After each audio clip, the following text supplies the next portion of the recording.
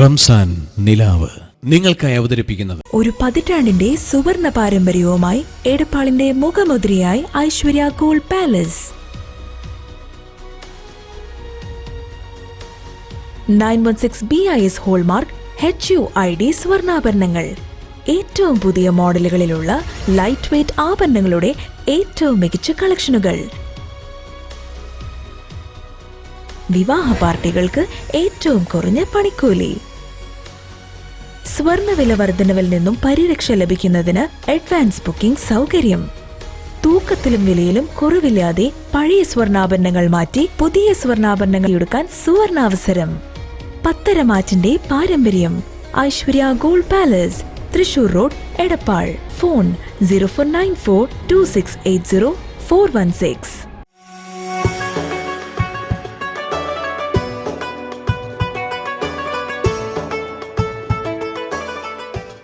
അസ്സലാമു അലൈക്കും വറഹ്മത്തുള്ളാഹി.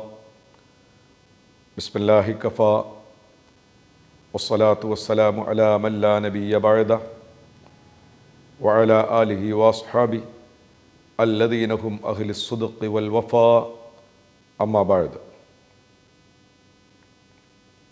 അല്ലാഹു അവൻ്റെ ഇഷ്ടദാസന്മാരിൽ നമ്മെല്ലാവരെയും ഉൾപ്പെടുത്തുമാറാകട്ടെ. ആമീൻ എന്ന് ദുആ ചെയ്യുകയാണ്. വിരലിൽ എണ്ണാവുന്ന ദിനങ്ങൾ മാത്രമാണ് പരിശുദ്ധ റമളാനിൽ ഇനി അവശേഷിക്കുന്നത്.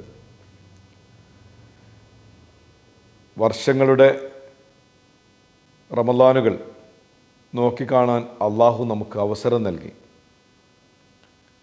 അങ്ങനെ ഈ ഒരു വർഷത്തെ റമളാനും നമ്മിലേക്ക് ആഗതമായി. വളരെ പ്രതീക്ഷയോടെയാണ് നമ്മളിതിനെ വരവേറ്റത്. കഴിഞ്ഞ മാസത്തെ പോലെ ആകില്ല, കഴിഞ്ഞ വർഷത്തെ റമളാനേക്കാൾ ആരാധനകളെ കൊണ്ട് സജീവമാകണം, പരിശുദ്ധ ഖുർആൻ പാരായണം അത് വളരെ സജീവമാക്കണം, തറാവീഹുകൾ ഒന്നുപോലും നഷ്ടപ്പെടുത്തില്ല, ഒരുപാട് ദിക്റുകൾ, ഒരുപാട് തസ്ബീഹുകൾ, ദാനധർമ്മങ്ങൾ യഥേഷ്ടം, അങ്ങനെ ഒരുപാട് കണക്കുകൂട്ടലുകൾ നമുക്കൊക്കെ ഉണ്ടായിരുന്നു. പക്ഷേ ഈ റമളാൻ അതിൻ്റെ അവസാന ഘട്ടത്തിലേക്ക് നീങ്ങുമ്പോൾ സ്വയം ഒരു ആത്മവിചിന്തനത്തിന് നമ്മൾ തയ്യാറെടുക്കുമ്പോഴാണ് ആ കഴിഞ്ഞ വർഷത്തെ നമ്മുടെ പ്രാർത്ഥനാപൂർവ്വമുള്ള കാത്തിരിപ്പ് എത്രത്തോളം അതിൻ്റെ ഗുണങ്ങൾ നമ്മളെ സംബന്ധിച്ചിടത്തോളം ഉപയോഗപ്പെടുത്തി എന്ന് നമുക്ക് മനസ്സിലാക്കാൻ കഴിയും. അങ്ങനെ നമ്മൾ പരിശോധിക്കുമ്പോഴാണ് വല്ലാത്ത നിരാശ നമുക്കൊക്കെ തോന്നുന്നത്. നമ്മൾ ഉദ്ദേശിച്ച അത്ര എവിടെയും എത്തിക്കാൻ നമുക്ക് കഴിഞ്ഞില്ല. അത്രമേൽ ഭൗതികമായ താല്പര്യങ്ങളിലൂടെ സഞ്ചരിക്കുന്നവരാണ് നമ്മളെല്ലാവരും. ആഗ്രഹങ്ങളില്ലാഞ്ഞിട്ടല്ല, പക്ഷെ ആഗ്രഹങ്ങൾ പോലെ സജീവമാക്കാനോ ഇബാദത്തുകളെ കൊണ്ട് ധന്യമാക്കാനോ പരിശുദ്ധ സട്ടാവിൻ്റെ സമക്ഷത്തിലേക്ക് നല്ല രീതിയിൽ യാത്ര പോകാനുള്ള ഒരു മുന്നൊരുക്കത്തിനോ ഒരിക്കലും റമളാൻ നമുക്ക് കഴിഞ്ഞില്ല. എന്നാൽ ഇനിയും നിരാശപ്പെടാതെ അതിൻ്റെ കുറവുകൾ നികത്താൻ ഇനിയുള്ള സമയങ്ങൾ നമുക്ക് ഉപയോഗപ്പെടുത്താം. ഈ മാസം നമ്മൾ പ്രാർത്ഥിക്കുന്നുണ്ട്. ഒരു പ്രാർത്ഥനയെക്കുറിച്ച് നമുക്കറിയാം. അല്ലാഹുമ്മ അഅ്തിഖ്നി മിനന്നാർ വഅദ്ഖിൽനിൽ ജന്നത യാ റബ്ബൽ ആലമീൻ. കഴിഞ്ഞ ഒരു എപ്പിസോഡിൽ അതിൻ്റെ വിഷയങ്ങളെക്കുറിച്ച് നമ്മളിവിടെ പറഞ്ഞു. അതിൻ്റെ തൊട്ടടുത്തൊരു കാര്യം കൂടി അതിലുണ്ട്. അഅ്തിഖ്നി മിനന്നാർ എന്ന് പറഞ്ഞ് തൊട്ടടുത്ത് നമ്മൾ പറയുന്നത് എന്താണ്? വഅദ്ഖിൽനിൽ ജന്നത യാ റബ്ബൽ ആലമീൻ. അള്ളാഹുവെ നരകത്തിൽ നിന്ന് മോചിപ്പിക്കുന്നതോടെ സ്വർഗത്തിലേക്ക് എന്നെ നീ പ്രവേശിപ്പിക്കുകയും ചെയ്യണമേ. അപ്പോൾ നരകത്തിനെക്കുറിച്ച് നമ്മൾ എത്ര ഭയപ്പാടോടെ നോക്കിക്കാണുന്നോ അതിനേക്കാൾ അപ്പുറം സ്വർഗമെന്ന് പറയുന്ന ആ വിശുദ്ധമായ സുഖവാസ കേന്ദ്രത്തെക്കുറിച്ച്, എന്താണോ സുഖം, എന്താണോ സന്തോഷം, അത് മുഴുവൻ എവിടെയെന്ന് ചോദിച്ചാൽ അത് സ്വർഗത്തിലാണ് എന്ന് ഒറ്റ വാക്കിൽ ഉത്തരം പറയാൻ കഴിയുന്ന അനിർവചനീയമായ അനുഭൂതികളും വിവർണാതീതമായ നേട്ടങ്ങളും എല്ലാം ഒത്തിണങ്ങിയ വിശുദ്ധമായ സ്വർഗം. എങ്ങനെ അതിനെക്കുറിച്ച് വർണ്ണിക്കുക? പണ്ട് ഒരു കവി അതിനെക്കുറിച്ച് ഇങ്ങനെ പറഞ്ഞത് ഞാൻ ഓർക്കുകയാണ്. യാമല്ലഹ ഇന്നൽ മഹാസീന കുല്ലഹ ബിദാരില്ലഹ മാല അലൽ ഖൽബി യഖ്തുറൂ. ഒരു അറബി കവിതയുടെ മനോഹരമായ വരിയിൽ ആ ഒന്ന് രണ്ട് വരികളിൽ അദ്ദേഹം സ്വർഗത്തെക്കുറിച്ച് ഇങ്ങനെ വർണ്ണിക്കുകയാണ്. അതിനു മുമ്പ് ഒരുപാട് കാര്യങ്ങൾ പറഞ്ഞു വെച്ചു. സ്വർഗത്തിൻ്റെ ഓരോ നേട്ടങ്ങളെക്കുറിച്ചും, സ്വർഗത്തിൻ്റെ ഭിത്തികളെക്കുറിച്ച്, അവിടെയുള്ള എന്താ പറയുക, സ്വർഗത്തിൻ്റെ പഴങ്ങളെക്കുറിച്ച്, അവിടെയുള്ള പാനീയങ്ങളെക്കുറിച്ച് എല്ലാം പറഞ്ഞു. അവിടെയുള്ള ഹൂർലിയങ്ങളെക്കുറിച്ച് പറഞ്ഞു. അവസാനം പറഞ്ഞിട്ട് എവിടെ എത്തിക്കാൻ കഴിയണില്ല. അപ്പോൾ അവസാനം ആ കവി ഇങ്ങനെ പറഞ്ഞ് അവസാനിപ്പിക്കുകയാണ്: യാമൻ ലഹ ഇന്നൽ മഹാസീന കുല്ലഹ. യാമൻ, ഓ ഒരു മനുഷ്യ, സ്വർഗത്തിനെ കുറിച്ച് അന്വേഷിക്കുന്ന, അല്ലെങ്കിൽ ഭൗതികമായ ജീവിതത്തിൽ നാളെയുടെ സാഹചര്യങ്ങളെക്കുറിച്ച് ചിന്തിക്കുന്ന മനുഷ്യരെ, ഇന്നൽ മഹാസീന കുല്ലഹ, നീ ഗുണങ്ങൾ എന്ന് പറഞ്ഞ് നിന്റെ മനസ്സിൽ കണക്ക് കൂട്ടുന്ന കാര്യങ്ങൾ എന്തൊക്കെയുണ്ടോ അതെല്ലാം ബിദാരിനൊരു വീട്ടിലാണ്. ലഹ, ആ വീട്ടിലുണ്ട്, ആ വീട്ടിനുണ്ട്. മാ ലഹ മാല അലൽ ഖൽബി യഖ്തുറു, നമ്മുടെ ഹൃദയങ്ങൾക്ക് ചിന്തിക്കാൻ പോലും കഴിയാത്ത അത്രമേൽ നേട്ടങ്ങൾ എന്ന് പറഞ്ഞാൽ നമുക്കിങ്ങനെ മനസ്സിലാക്കാം. ഇപ്പോൾ ഒരു മധുരം വലിയൊരു അനുഗ്രഹമാണ് അല്ലേ? മാക്സിമം ഈ ഒരു ഭൗതിക ലോകത്ത് നിന്ന് നമ്മൾ മധുരത്തിൻ്റെ ലാസ്റ്റ് ചിന്തിച്ചാൽ എവിടെ എത്തുക? ഇപ്പോൾ പഞ്ചസാരയുടെ മധുരം, പിന്നെ നമുക്കൊരു പക്ഷെ പറയാൻ കഴിയുന്ന ഒറിജിനാലിറ്റിയുടെ മധുരം നമ്മൾ നേരെ പറയാം ഒരുപക്ഷെ തേനിനെ കുറിച്ചാണ്. തേൻ. പക്ഷേ സ്വർഗത്തിൻ്റെ ആ മധുരത്തെക്കുറിച്ച് നമ്മൾ ആലോചിച്ചാൽ ഈ തേനാണല്ലോ ഇപ്പം നമ്മുടെ ഹൃദയത്തിൽ അവസാനം വരുന്ന മാക്സിമം നല്ല ഒരു മധുരം അതാണ്. പക്ഷെ അതൊന്നുമല്ല സ്വർഗത്തിലെ മധുരത്തെക്കുറിച്ച് നമ്മൾ പറയുമ്പോൾ. നിന്റെ ഹൃദയത്തിൽ വരാത്ത അത്രമേൽ അപ്പുറത്താണ് അതിൻ്റെ നേട്ടങ്ങളുള്ളത്.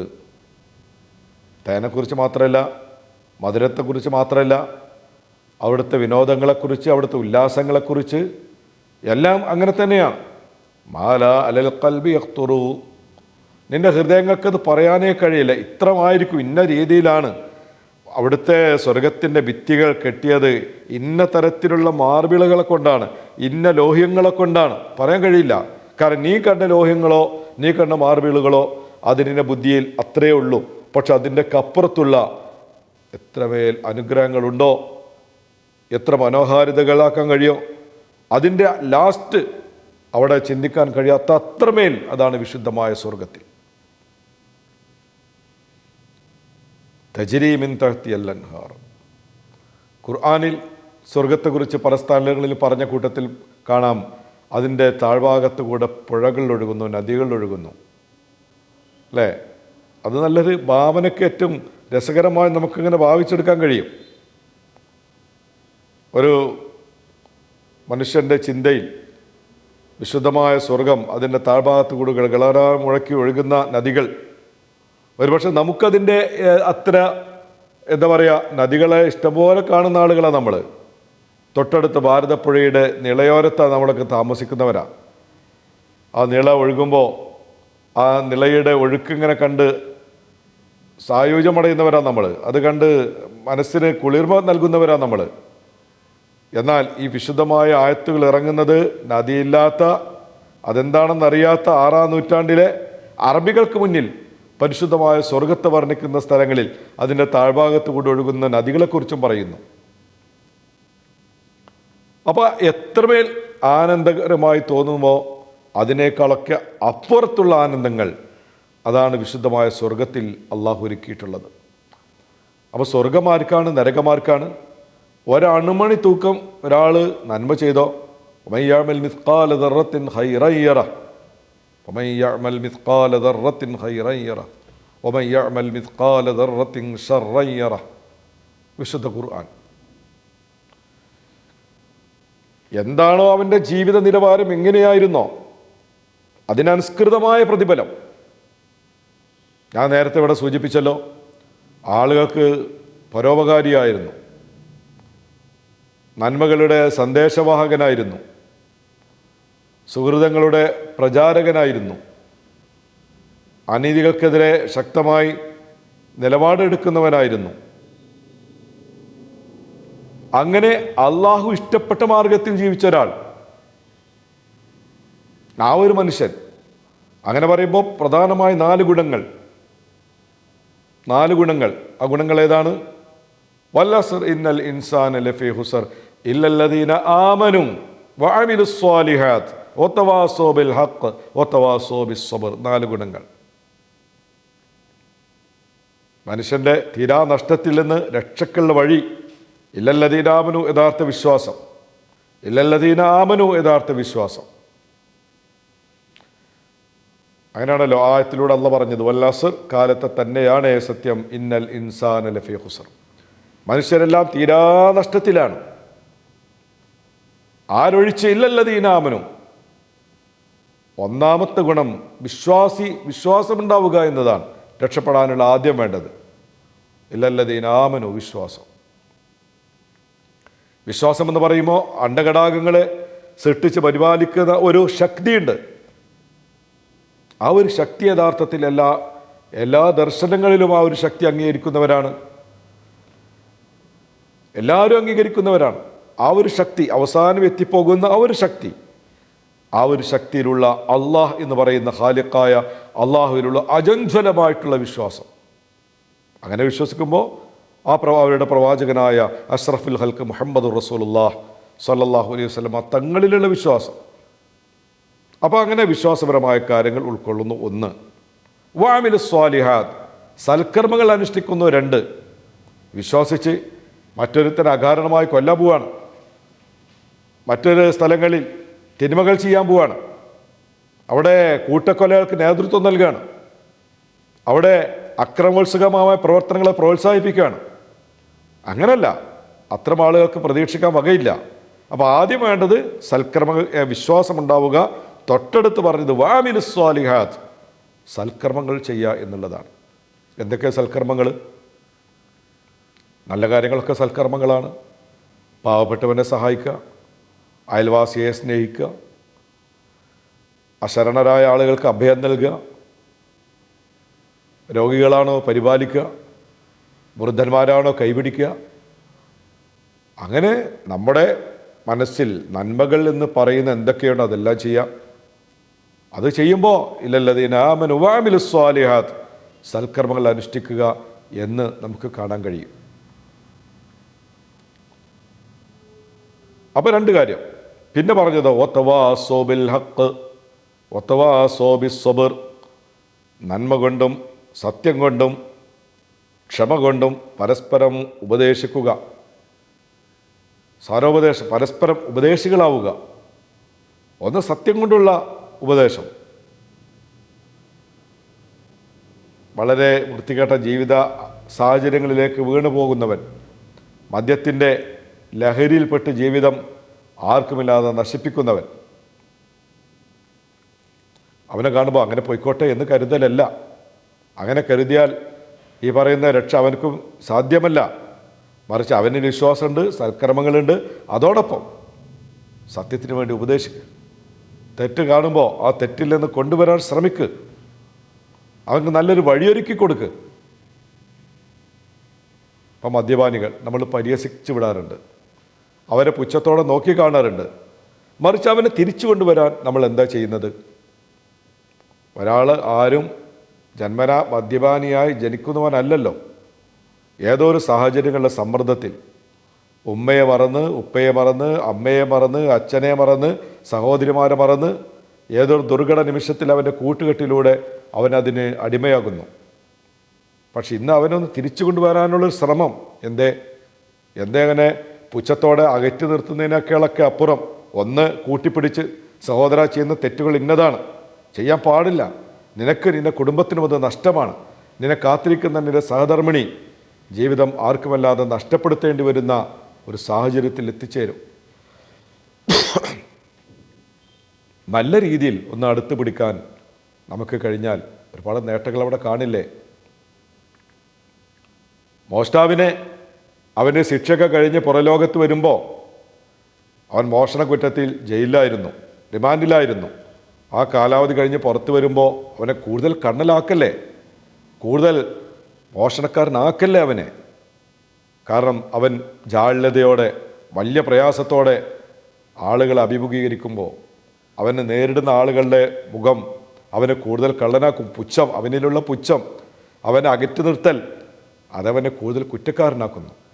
ഒരു നിമിഷമെങ്കിലും ചേർത്ത് പിടിച്ച് ഏതോ സാഹചര്യങ്ങളിൽ അങ്ങനെ ചെയ്തു പോയി ചെയ്യല്ലേ, നിന്റെ ചെറിയ പ്രയാസങ്ങളൊക്കെ എന്നോട് പങ്കുവെക്ക് എന്ന് പറയാൻ ഒരാളുണ്ടെങ്കിൽ ഒരുപക്ഷെ ആ ഒരു കള്ളനെ, ആ ഒരു മോഷ്ടാവിനെ അതിൽ നിന്ന് നമുക്ക് രക്ഷപ്പെടുത്താൻ കഴിയും.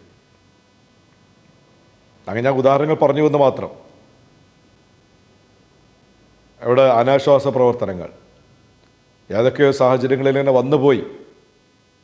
ആ മനുഷ്യനെ അതിൻ്റെ പേരിൽ എന്താ പറയുക, അത് പ്രോത്സാഹിപ്പിക്കണമെന്നോ അവർക്ക് നല്ല സർട്ടിഫിക്കറ്റ് ചെയ്യണോ എന്നല്ല ഞാൻ പറഞ്ഞതിൻ്റെ അർത്ഥം. മറിച്ച് അത്തരം ആളുകളെയും സമൂഹത്തിൻ്റെ മുഖ്യധാരയിലേക്ക് കൊണ്ടുവരാൻ, തിന്മകളിൽ നിന്ന് അവനെ തിരിച്ചു കൊണ്ടുവരാനുള്ള പ്രവർത്തനങ്ങൾക്കൊക്കെ ഒത്തവാ സോബിൽ ഹക്ക് ഒത്തവാ സോബി സബർ, ക്ഷമ കൊണ്ട് ഉപദേശിക്കണം. ക്ഷമ അനിവാര്യമായ ഒന്നാണ്.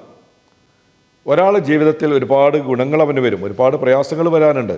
ഏതൊരു വീടാണെങ്കിലും ഏതൊരു വ്യക്തിയാണെങ്കിലും ഒരാൾക്കും ഒരു പ്രയാസങ്ങൾ വരാതെ പോകില്ലല്ലോ ഈ പ്രപഞ്ചത്തിൽ. കാരണം അവൻ ജീവിക്കുമ്പോൾ അവനക്ക് സന്തോഷകരമായ ജന്മങ്ങളുണ്ടാകും. അവൻ്റെ വീട്ടിൽ ഒരുപാട് ജന്മങ്ങൾ വരും. അവൻ്റെ കുഞ്ഞുങ്ങൾ ജനിക്കും, അവൻ്റെ മക്കളുടെ കുഞ്ഞുങ്ങൾ ജനിക്കും, അവൻ്റെ സഹോദരങ്ങൾക്ക് കുഞ്ഞുങ്ങളുണ്ടാകും. അപ്പോഴൊക്കെ സന്തോഷങ്ങളാണ്. അവൻ ബിസിനസ്സിൽ ഒരുപാട് അഭിവൃദ്ധി ഉണ്ടാകും, അപ്പോഴും സന്തോഷമാണ്. അവനക്ക് നല്ല വീടുണ്ടാക്കാൻ കഴിയും, അവിടെയും സന്തോഷമാണ്. അത് ഉണ്ടാകുമ്പോൾ അതേപോലെ അതേ ജീവിത കാലയളവിൽ ഇതിൻ്റെയൊക്കെ മറുവശവും അവൻ നേരിടേണ്ടി വരും. ഉറ്റവർ പോകും, അവൻ്റെ ബിസിനസ്സിൽ പ്രയാസങ്ങളുണ്ടാകും. എന്ത് നന്മകളും തിന്മകളും ഉണ്ടാകുമ്പോൾ പ്രോത്സാഹിപ്പിക്കാൻ കൂടെ നിൽക്കുന്നതിനേക്കാളൊക്കെ അപ്പുറം അവനൊരു പ്രയാസങ്ങൾ ഉണ്ടാകുമ്പോൾ അവനെ ക്ഷമിക്കാനുള്ള മനക്കരുത്ത് നൽകുക, അതും കൂടി ചെയ്യുമ്പോഴാണ് അവർക്ക് രക്ഷപ്പെടാൻ കഴിയുക. അപ്പോൾ ഞാൻ പറഞ്ഞു വെച്ചത്, ഇങ്ങനെയൊക്കെയുള്ള ആളുകൾ അവർക്കാണ് നാളെ വിശുദ്ധമായ സ്വർഗം അള്ളാഹു ഒരുക്കിയിട്ടുള്ളത്. വിശ്വാസിയാവുക, ഇങ്ങനെ ഗുണങ്ങളൊക്കെ ഉണ്ടാകുമ്പോൾ അവനക്ക് സ്വർഗത്തിൽ എത്തിച്ചേരാൻ കഴിയും. അങ്ങനെ സ്വർഗത്തിലെത്തിയാൽ പിന്നീട് തിരിച്ചു പോകാതെ, തിരിച്ചു നടക്കാതെ, ഈ പ്രപഞ്ചത്തിൽ കാണുന്ന രസങ്ങളൊക്കെ നൈമിഷികല്ലേ. കാരണം സെക്കൻഡുകളെ കൊണ്ട് കണക്ക് കൂട്ടാൻ കഴിയുന്ന പോലെ, ഒരു സ്വപ്നം കാണുന്ന പോലെ എന്തൊക്കെയോ കാണുന്ന അവസ്ഥയിൽ നിന്ന് നാളെ കഴിഞ്ഞ് സ്വർഗത്തിലേക്ക് എത്തിയാലോ അത് അനന്തമായൊരു ലോകമാണ്. ഒരിക്കലും അവസാനിക്കാത്ത, അറ്റമില്ലാത്ത സ്വർഗത്തിലേക്ക് എത്തിച്ചേരാൻ കാരുണ്യവാനായ അള്ളാഹു നമുക്ക് തൗഫീഖ് പ്രദാനം ചെയ്യട്ടെ. ആമീൻ എന്ന പ്രാർത്ഥനയോടെ തൽക്കാലം ഇന്ന് ഇവിടെ ചോദിക്കുന്നു. വാഹിർ ദഅവത്തി അൽഹംദുലില്ലാഹ്. അസ്സലാമു അലൈക്കും വറഹ്മത്തുള്ളാഹി വബറകാതുഹു.